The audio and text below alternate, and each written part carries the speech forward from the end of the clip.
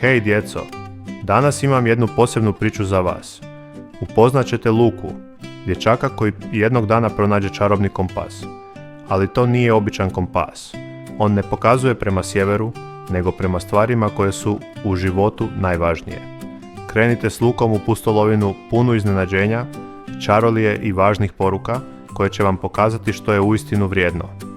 Bilo je to jedno od onih sunčanih jutara kad cijelo selo miriše na svježe pečeni kruh i rosnu travu. Luka je, kao i obično, doručkovao na stepenicama ispred kuće, promatrajući oblake koji su se lijeno kotrljali nebom. Volio je takve dane jer su obećavali pustolovine. A Luka je bio dječak koji nije znao sjediti mirno.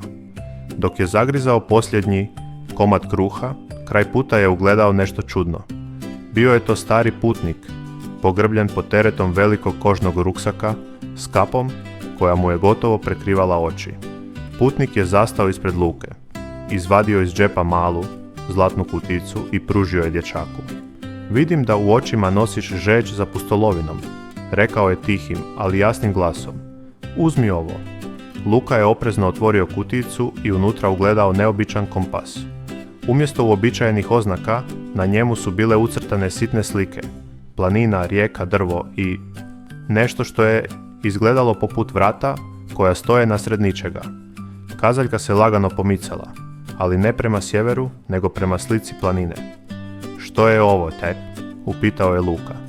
Čarobni kompas, odgovorio je putnik, namještajući kapu.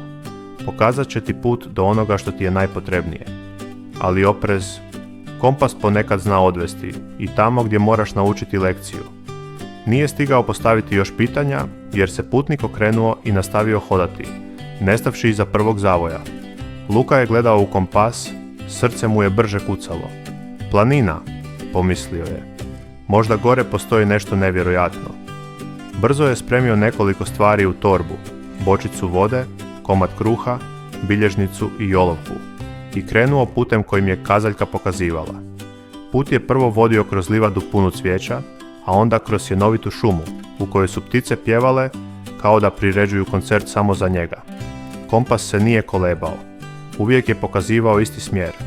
No, kako je sunce klizilo prema zapadu, put se počeo penjati, a šuma se proređivala. Na rubu šume Luka je ugledao nešto neočekivano, staru kolibu s dimnjakom iz kojeg se viorio dim. Prišao je i pokucao. Vrata je otvorila starica u šarenoj marami, s očima koje su svjetlucale poput zvijezda. Dobar dan, bako, rekao je Luka. Ja slijedim ovaj kompas. Starica ga je pažljivo pogledala. Ah, dakle, kompas je odabrao tebe. Znaš li da će te on voditi ne samo kroz zemlju, nego i kroz tvoje srce? Luka je odmahnuo glavom, zbunjen. Prije nego nastaviš, trebaš proći ispit, nastavila je. Odgovori na jedno pitanje. Što tražiš na kraju puta? Luka je razmišljao. Avanturu, blago, možda čaroliju, no iz njega je izletjelo tražim odgovor. Starica se nasmiješila i pružila mu malu vrećicu. U njoj je nešto što ćeš smjeti otvoriti tek kad ti bude najteže. Luka je zahvalio i nastavio. Planina je sada bila jasno vidljiva, a vrh joj se gubio u oblacima. No, kako se penjao, kompas je iznenada promijenio smjer. Sada je pokazivao prema mračnom usjeku između stijena. Kad je ušao u usjek, osjetio je hladan povjetarac. Zidovi stijena su se dizali visoko iznad njega, a negdje duboko čuo je zvuk vode. Odjednom, tlo pod njim je popustilo i Luka je skliznuo niz strmu padinu, završivši pred mračnim ulazom u pećinu. Kazaljka kompasa sada je drhtala i neumorno pokazivala prema unutra. Luka je progutao knedlu i ušao. U pećini su kapljice vode padale s visokog stropa, a zrak je mirisao na vlagu i starinu. Hodao je sve dublje dok nije stigao do velike dvorane obasjane svjetlom koje nije dolazilo nijotkud. Na sredini je stajao kameni postament, a na njemu metalna kutija s čudnim gravurama. Luka je prišao, ali kad je pružio ruku, prostorijom se prolomio dubok, grleni glas. Tko traži ono što nije spreman razumjeti? Srce mu je poskočilo. Iz sjene se polako pojavio stvor nalik ogromnom orlu s očima koje su svjetlile poput žeravice. Ja sam Luka, pusu puku, promucao je. Samo slijedim kompas. Kompas ti može pokazati put, reče stvor, ali on ne bira cilj. To čini tvoje srce. Jesi li siguran da znaš što želiš naći? Luka je htio odgovoriti, ali tada se zemlja zatresla. Iz jednog od tunela začulo se duboko tutnjanje, sve glasnije i glasnije. Tutnjava se pojačavala, a stijene oko luke počele su se mrviti. Iz tunela je izletio golemi kamen, kotrljajući se pravo prema njemu. Luka je instinktivno skočio u stranu, a kamen se razbio o zid, posipajući prostoriju oblacima prašine. Kad se prašina slegla, iz istog tunela pojavio se stvor kakvog Luka nikad prije nije vidio. Bio je to golemi vuk, ali sa srebrnim krznom, koje je svjetlucalo u mraku. Njegove oči nisu bile divlje, u njima je bila tuga. Ti nisi opasnost, upita Luka, stišavajući drhtanje u glasu. Vuk ga pogleda i tiho reče, ja sam čuvar ove planine. Stoljećima čekam nekoga tko će pronaći ovu dvoranu. Kompas te doveo ovamo jer ti nedostaje nešto što ne možeš pronaći sam. Što mi nedostaje? Pita Luka. Strpljenje, odgovori Vuk.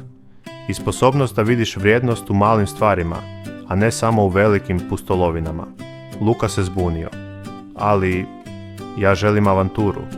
Želim otkriti nešto nevjerojatno. Vuk se nasmiješio onim tihim, tužnim osmijehom. Nevjerojatno je svugdje, ako znaš gledati.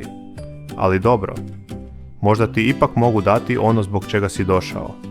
Okrenuo se prema kamenome postamentu i nježno udahnuo u metalnu kutiju. Gravure su zasjale, a poklopac se otvorio sam od sebe. Unutra nije bilo zlata, dragulja ni čarobnih predmeta, samo mala, obična sjemenka. Šališ se, upita Luka razočarano.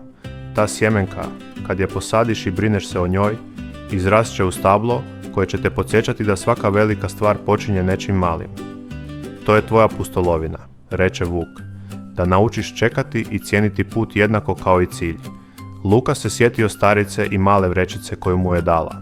Izvadio ju je i otvorio. Unutra je bio komadić crne zemlje. Odmah je shvatio.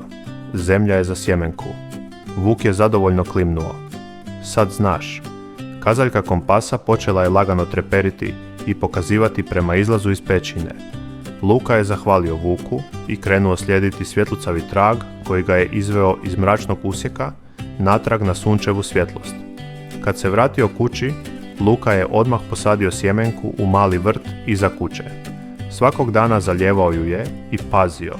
I iako se ništa nije događalo prvih nekoliko tjedana, nije odustajao. Jednog jutra, dok su prvi zraci sunca grijali njegovo lice, ugledao je maleni zeleni izdanak kako probija zemlju. Osjetio je toplinu u grudima, veću od one koju mu je pružila bilo koja pustolovina do tada. Shvatio je. Kompas mu je dao najveću pustolovinu od svih.